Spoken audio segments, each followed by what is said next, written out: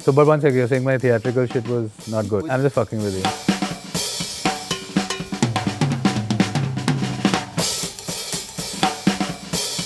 When I did Angrezi Medium with Irfan, we didn't really do it to make the film. We did it because we knew it would be our last journey together.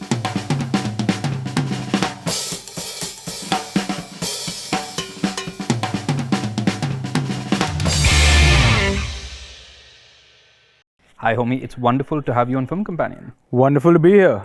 More importantly, it's wonderful to be on the set of your new Netflix movie, Murder Mubarak.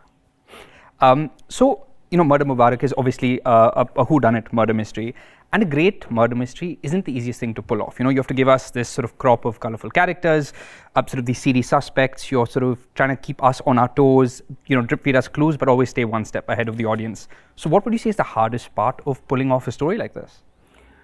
I think you always have that audience when they get into a murder mystery of, as soon as they get on board, they come in and they decide to become the detective. Yeah. So the idea of trying to sort of double play with them, being obvious about who the murderer is, which is then too obvious. So where do you draw that line? Dropping little breadcrumbs, which you can revisit and you say, oh shit, I should have seen that. Then dropping obvious ones which are actually not breadcrumbs, which sort of push the audience in red herrings, which push the audience in a different way. So I think you play with all those tools. This one's extremely convoluted, extremely. So it took me a while to wrap my head around it as well. And then suddenly, because you don't shoot linear, so suddenly you're shooting a scene and you're like, but how the hell? And in fact, I remember just 3 days ago, and I turned around and I said, where's this character? And my crew turned around and said, he or she, I can't remember, is dead. So I said, oh, right. right. So that kind of shit starts happening. But so that's the toughest part, keeping a track of who's alive and who's dead. Well, I mean, in this one, yeah, a bit. It is, because we have not one but multiple murders that happen or have happened. So that is what you have to keep a tab on. But yeah, it has a fixed sort of set of tools you can play with and play around with, which is quite exciting. It's fun. Yeah. Sometimes you direct the actor in a very different way to get a response or an expression out which would be a red herring, but would logically make sense. Yeah. So you do a lot of that kind of stuff. Which is fun because But just speaking of actors, the other great thing about murder mysteries is it gives us, the audience, a chance to sort of see these incredibly exciting ensemble of actors who we've either never seen together or, seeing actors in ways that maybe we haven't seen them in the past. And in this film, you have Pankaj Tripathi, Vijay Varma, Sara, you have Dimple Kapadia. You have so many exciting voices, Karishma Kapoor, obviously. So what was the process of casting that? Did you just go for actors you really wanted to work with and shape characters around them? Because it's such a fun, interesting cast. No, I Panchami did the casting, and I think that she met me, got the brief bang on, and I always sort of consult with the casting director on certain characters. In fact, even the tertiary characters are very interesting in this. It's not some wish list of actors you want to work with. It's always who fits the character, and you go through that process. And I think that's what that's how we came to this ensemble. Yeah. Very colorful ensemble. Pankaj Tripathi was always a mainstay from the beginning. That was it. So then everything sort of started. Dimple Kapadia, we didn't have a choice because she sort of bulldozes her way into every project of mine. And we're very grateful for that. I am, yes. And as you saw on the set today, she'll keep doing some random cameos where she's not required. She's changed out of her costume, but she'll still want to walk with her back somewhere, or she'll be some shadow passing. It's another red herring. It's all in the plan. But I do a lot of that. And actually, in every film, I like to have a little laugh myself. So I'll always plant something in a frame or a shot which is not supposed to be there, and an audience would not be aware of it unless we sort of pinpointed it out, which I've done quite a bit in this also. But no, just speaking of your past films, I read an interview where you said that, you get bored if you ever make a film that's in your comfort zone, and you'd rather pick a project which you're unsure of. So what is it about this story and this project that sort of put you out of your comfort zone?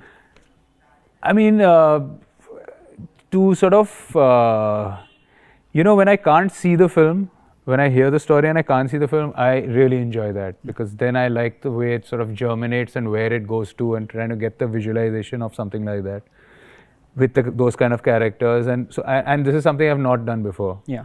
This world, this space. So for me, that was very exciting, and it is extremely convoluted. It's not a simple murder mystery. It's very layered. The characters are extremely layered, and to sort of explore that and know when to open which card.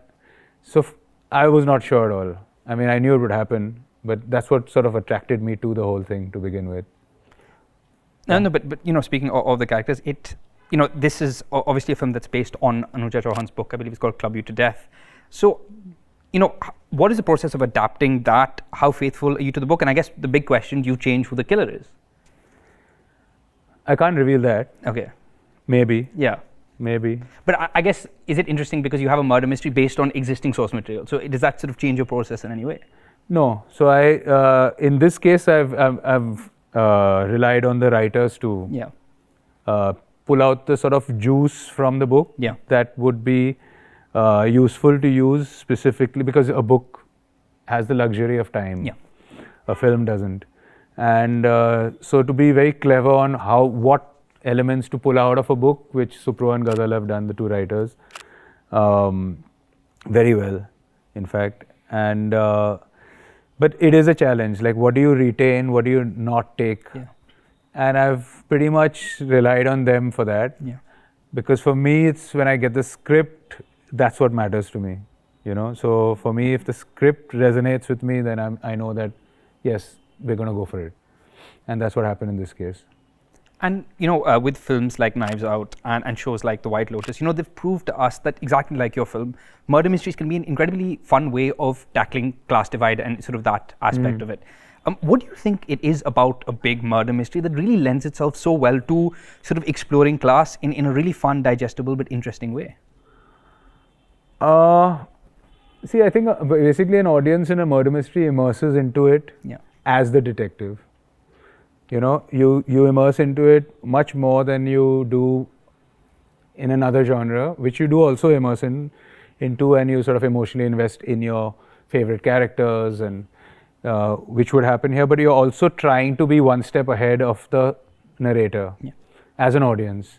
So I think you can really suck the audience in that sense. And then, how unique is your backdrop?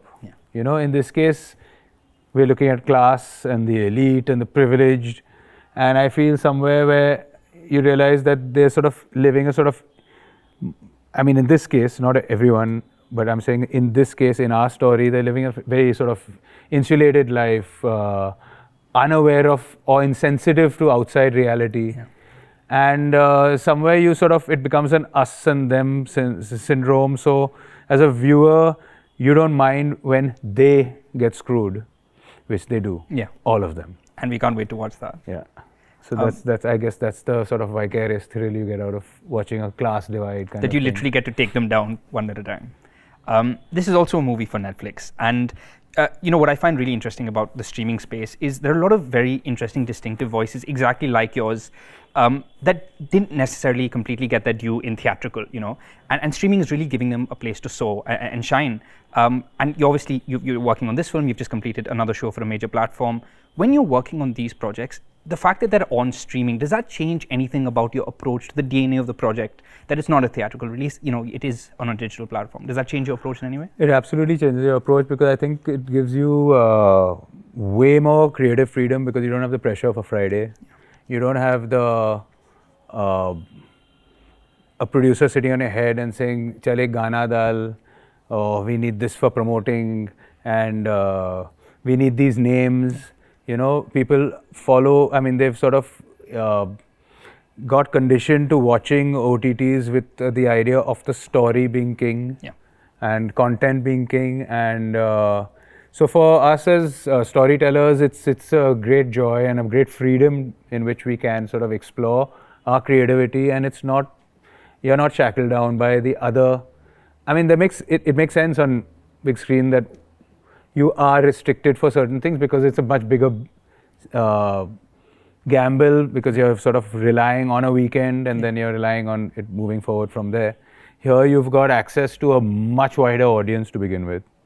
I'm not sure about my numbers, but I think Netflix goes into like the 200 plus millions or whatever. Many zeros, yeah. So, I mean, the fact that firstly you've got an audience that you can reach out to worldwide like that is extremely exciting. You're not curtailed in that, oh, but the masses may not understand this, because you're not like, which masses, you know, and from where. So you can be very pure in the way you can tell your story, and you don't get restricted in that sense. So it's that definitely sort of sucks me into this OTT space. I love that. But I think it's very exciting because, like I said, you know, there are so many voices that were almost too interesting when they were boxed into the theatrical space who are really flying on streaming. And I really do think you're one of them, and we look forward to that. Super. So, but one second, you're saying my theatrical shit was not good? No, it wasn't about not good. It was almost that it was... I'm just fucking with you. But it was forced into a box, you know, like in the sense that, like you said, the theatrical box office space. I'm saying that because I think they were great stories.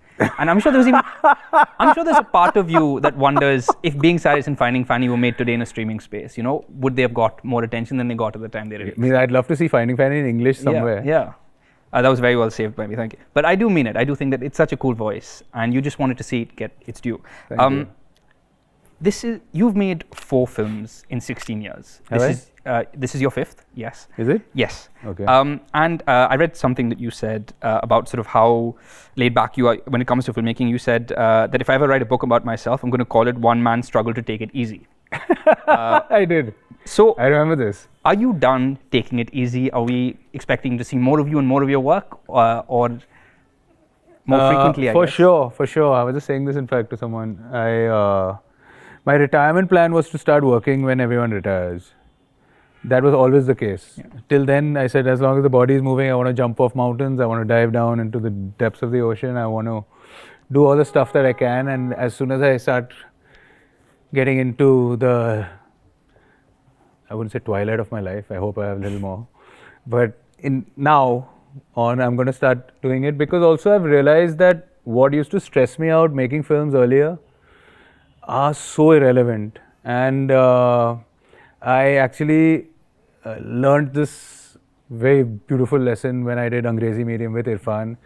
We didn't really do it to make the film. We did it because we knew it would be our last journey together. So we did it for the experience. And when I did that, I mean, the way, the memories and the experience we had with it was so absolutely joyous that I said, why can't I just keep doing this with that same mindset, which is what I do now. And I make sure that we have a great time and a great experience doing what we're doing.